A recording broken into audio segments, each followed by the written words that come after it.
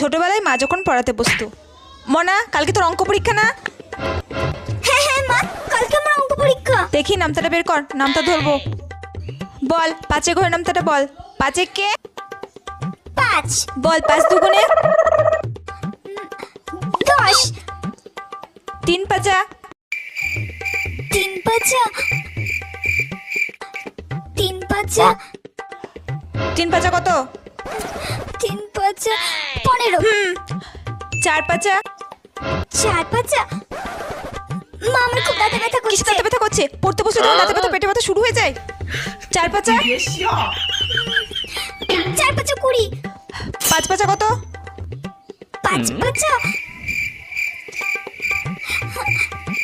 5 পাঁচা 20। কি 5 পাঁচা 20? 4 পাঁচা যদি 20 হয় তাহলে 5 পাঁচা 20। আর তুই পরীক্ষা থেকে কি লিখবি? এত পড়িয়ে তুই